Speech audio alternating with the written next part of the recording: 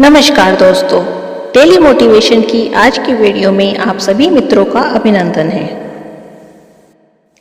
एक शादी के निमंत्रण पर जाना था, पर मैं नहीं जाना चाहता था। कारण था काम का अधिक होना और दूसरा गांव की शादी में जाने से बचना चाहता था। लेकिन परिवार वालों ने बहुत दबाव दिया, सो जाना पड़ा। उस दिन शादी की सुबह काम करने से बचने के लिए सैर करने के बहाने 2-3 किलोमीटर दूर जाकर गांव जाने वाली रोड पर बैठ गया। हल्की हवा थी और सुबह का सुहावना मौसम बहुत ही अच्छा लग रहा था। पास ही के खेतों में कुछ गायें चारा खा रही थी। तभी वहां एक लग्जरी गाड़ी आकर रुकी। उसमें से एक वृद्ध दिखने वाले सज्जन उतरे। अमीरी उनके लिबास और व्यक्तित्व दोनों में झलक रही थी। वे एक पॉलीथीन बैग लेकर आए और मुझसे कुछ दूर पर ही एक सीमेंट के चबूतरे पर बैठ गए। पॉलीथीन उन्होंने चबूतरे पर उड़ेल दी। उसमें गुड़ भरा हुआ था। अब उन्होंने आओ आओ करके पास में खड़ी और बैठी सभी गायों को बुला लिया। सभी गायें पलक झपकते ही उन बुजुर्ग के आसपास ऐसे ही आ गई जैसे कई महीनों से बिछड़ने के बाद बच्चे माँ बाप को घेर लेते हैं। अब वे अपने हाथों से उठा उठा कर गुड़ गाय को खिलाने लगे। कुछ गायें स्वयं गुड़ खाने लगी। बड़े प्रेम से उनके सिर और गले पर हाथ फेर रहे थे। कुछ ही देर में गायें बहुत सारा गुड़ खाकर अधिकांश गुड़ खाकर चली गई। लेकिन इसके बाद जो हुआ वो वाकया जिसे मैं जिंदगी भर नहीं भूल सका। हुआ यूं कि गायों के गुड़ खाने के बाद जो गुड़ बच गया वो बुजुर्ग उन टुकड़ों को उठा उठा कर खाने लगे। मैं उनकी इस क्रिया से अचंभित हो गया, पर उन्होंने बिना किसी की परवाह किए कई टुकड़े खा लिए और अपनी गाड़ी की ओर चलने लगे। मैं दौड़कर उनके नज़दीक पहुंचा और बोला, अंकल जी, मैं क्षमा चाहता हूं, पर अभी जो हुआ उससे मेरा दिमाग घूम गया है। क्या आप मेरी इस जिज्ञासा को शांत करेंगे? आप इतने अमीर हैं फिर भी गाय का झूठा गुड़ क्यों खा रहे हैं? उनके चेहरे पर अब एक हल्की सी मुस्कुराहट आई। उन्होंने कार का गेट वापस बंद किया और मेरे कंधे पर हाथ रखकर वापस सीमेंट के चबूतरे पर आ बैठे और बोले, ये जो तुम गुड़ के झूठे टुकड़े देख रहे हो, मुझे इनसे स्वादिष्ट आज तक कुछ नहीं लगा। जब भी मुझे वक्त मिलता है मैं अक्सर इसी जगह आकर अपनी आत्मा में इस गुड़ की मिठास घोलता हूँ। लेकिन मैं अब भी कुछ नहीं समझा था। अंकल जी, ऐसा आखिर क्या है इस गुड़ में? वे बोले, आज से कोई 40 साल पहले की बात है। मैं 22 साल का था। घर में जबरदस्त आंतरिक कलह के कारण घर से भाग आया था।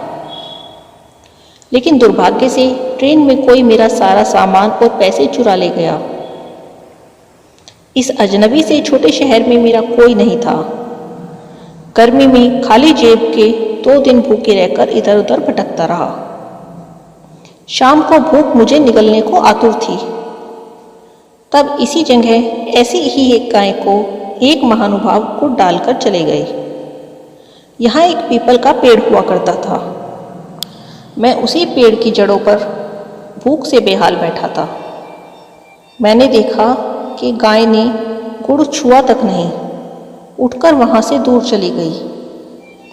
मैं थोड़ी देर कुछ सोचता रहा, लेकिन फिर मैंने वो सारा गुड़ उठाकर खा लिया, जैसे मेरी मृत प्राय आत्मा में प्राण आ गए हों। मैं उसी पेड़ की जड़ों में रात भर पड़ा रहा। सुबह जब मेरी आंख खुली तो काफी रोशनी हो चुकी थी। मैं अपने नित्य कर्मों से फारिग होकर किसी काम की तलाश में सारा दिन भटकता रहा, लेकिन दुर्भाग्य ने मेरा पीछा नहीं छोड़ा।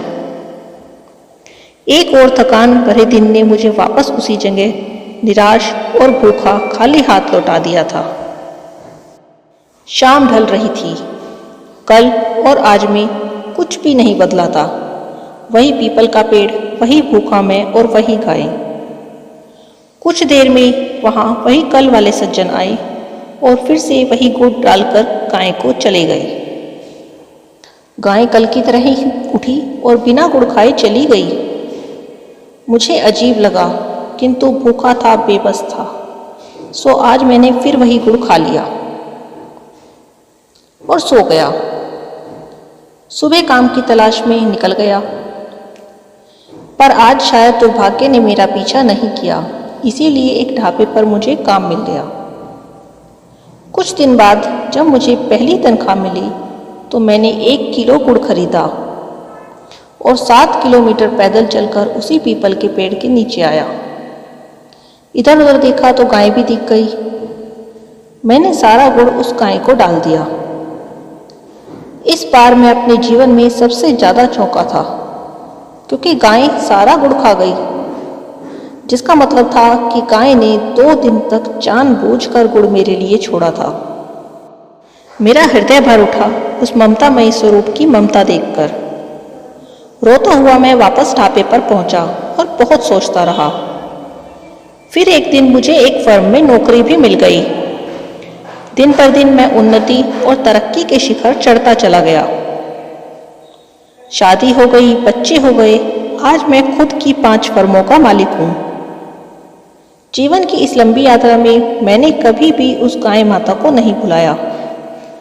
आज भी मैं अक्सर यहाँ आता हूँ और इन गायों को गुड़ डालकर इनका झूठा गुड़ खाता हूँ। लाखों रुपए गौशालाओं में चंदा देता हूँ, किंतु मेरे मन को शांति यहीं आकर मिलती है। मैं देख रहा था वो बहुत भावुक हो चले थे। अब तो समझ गए ना तुम?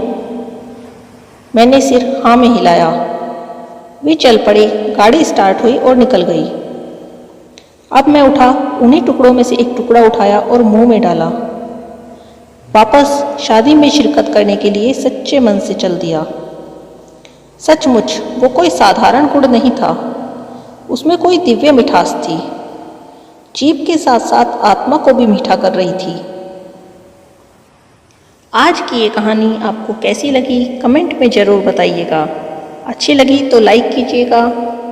Thank you for watching.